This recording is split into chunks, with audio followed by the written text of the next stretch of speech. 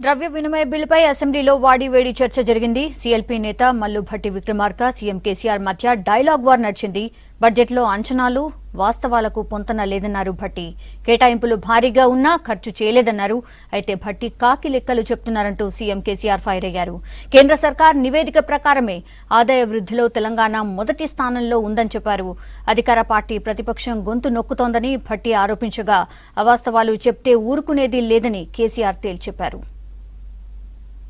ఈ బడ్జెట్లో 1,82 కోట్ల రూపాయల బడ్జెట్లో రెవెన్యూ రిసీప్ట్స్ మనం చూస్తే గత 4-5 సంవత్సరాల నుంచి అన్ యావరేజ్ 20%, 19.5 నుంచి 19.7 నుంచి నియరింగ్ అబౌట్ 20% దాకా గ్యాప్ కనిపిస్తూనే ఉన్నది. ఎస్టిమేటెడ్ బడ్జెట్స్కి యాక్చువల్స్కి ఇప్పుడు 2019, 2020కి మీరు ఇచ్చినటువంటి రెవెన్యూ రిసీప్ట్స్ అంచనాలు 1,38,380 కోట్ల అధ్యక్ష. మీరు చెల్లించాల్సింది 1,34,000 కోట్ల రూపాయలు. అంటే నేను ఫిజికల్ డెఫిసిట్ అమౌంట్ అప్పులు నేను యాడ్ చేయలేదు, అది కూడా యాడ్ చేసి చెప్తాను. ఆ రకంగా ఇంకా మీరు మొత్తం 1,82,000 కోట్ల రూపాయలు మీరు ఈ రెవెన్యూ రిసీప్ట్తో మీరు పూడ్చుకోవటానికి దాదాపు 43,000 కోట్ల రూపాయల చిల్లర అప్పు తీసుకొని వస్తున్నాం, అప్పుల ద్వారా సమీకరిస్తున్నాం అని చెప్పారు. అది మీరు చెప్పేది మాకైతే అర్థమైతే లేదు, మాకైతే ఏం అర్థమైతే లేదు. ఎందుకంటే లేలే కాదండి, ఏం లెక్కలు మీరు చెప్పేది అది ఒక అర్థం. బడ్జెటా మీరు చెప్పేది అప్పుల లెక్కనా, ఏం లెక్కనండి అది? అది మోస్ట్ న్యాచురల్గా వినండి. మీరు హౌస్ని అట్లా మిస్లీడ్ చేయొద్దు కదా, ప్రజలను కూడా మిస్లీడ్ చేయొద్దు కదా. మీకు అర్థం కాక జనాన్ని కూడా అర్థం కాకుండా చేస్తామంటే కన్ఫ్యూజ్ అవుతామంటే ఆ ఫిగర్స్ అత్యంత స్వాభావికంగా న్యాచురల్గా ప్రతి రాష్ట్రంలో కేంద్రంలో జరిగే ఎస్టిమేట్స్ అవి. అదే తగ్గింది ఏడ తగ్గిందండి, దేనిలో తగ్గిందండి, దేనిలో తగ్గింది చెప్పగలుగుతారా మీరు? వట్టిగా ఒకటి అట్లా చెప్పడం కాదు, గాలి దుమారం కరెక్ట్ కాదు. మేమంటున్నామంటే మేమే కన్ఫ్యూజ్ అవుతున్నాం ఇక్కడ. మీరు చెప్పే లెక్కలేంటి ఎవరికి కూడా అర్థమయ్యే పరిస్థితి లేదు. ఏదో లెక్క కలిపి చెప్పి తగ్గింది ఇచ్చింది అది కాదు కదా. అర్థవంతంగా ఉంటే బాగుంటుంది. సభకైనా మంచిది, ప్రజలకైనా మంచిది, ఎవరికైనా మంచిదే. కొంచెం అర్థవంతంగా ఉండాలి. ఈ అర్థం లేదు పర్థం లేదు అని కలిపి మీరు చెల్లించాల్సింది ఉండదా అనండి?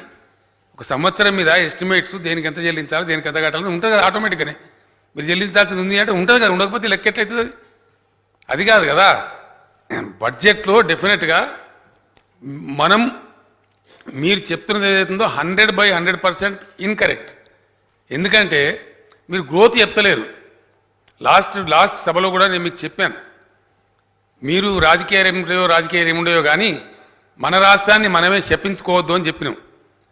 భారత ఆర్థిక వ్యవస్థ ఇస్తున్న certificate we are the number 1 country in the country, number 1 state in the country. వాస్తవం ఉన్నప్పుడు కూడా మీరు చెప్పలేకపోతున్నారు. అది కాదు, ఆ లెక్కలో పోయేటప్పుడు జాగ్రత్తగా ఉండాలా. మన రాష్ట్రానికి బయట కూడా ఒక ప్రతిపక్ష నాయకుడు మాట్లాడి సీరియస్గా తీసుకుంటారు జనం, బయట ఫండింగ్ ఏజెన్సీస్ కూడా తీసుకుంటాయి. కాబట్టి మీరు చాలా బాధ్యతగా చెప్పాలనే ఉద్దేశం కోసం నేను చెప్తున్నా. నేను ఇదే చెప్తా అంటే అది మీ విజ్ఞతకే వదిలేస్తాం. మీరిచ్చినటువంటి పుస్తకాలలో నుంచి తీసినటువంటి లెక్కలే. ఒకవేళ మీరు దబాయించి మాట్లాడదాం, గాల్లో చెప్తారు, మీరు ఎట్లా చెప్తారు అని అంటే I'm sorry, I can't help it.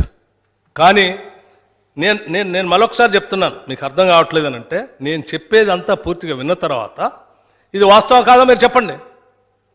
నేనేం చెప్తా ఉన్నాను, ఒక్క నిమిషం సార్, నేనేం చెప్తా ఉన్నాను, మీరు వేసినటువంటి బడ్జెట్ ఎస్టిమేషన్స్కి యాక్చువల్ రియలైజేషన్కి వచ్చేవారికి డిఫరెన్స్ 20% దాకా వస్తూ ఉంది.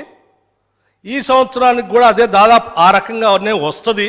ఇట్ ఈజ్ ఎ రియాలిటీ కాదండి, ఉంటుందా? మరి నేను చెప్పేది ఏంటి? దానికి సంబంధించినటువంటి అవగాహన మీకు లేకపోతే మేము చేయగలిగింది ఏమి లేదు. అది ఆటోమేటిక్గానే ఉంటుందండి. అది ఉండదని తప్పంటే ఎట్లా? మీరు పూర్తి చేసే ముందే నేను మిమ్మల్ని కరెక్ట్ చేద్దామని కదా నేను చెప్పడం. ఏంటంటే అది ఆటోమేటిక్గానే ప్రాసెస్. నేను తొందరపడకండి. బడ్జెట్ ప్రాసెస్లో ఆటోమేటిక్గానే ఆ సవరణలు ఉంటాయి.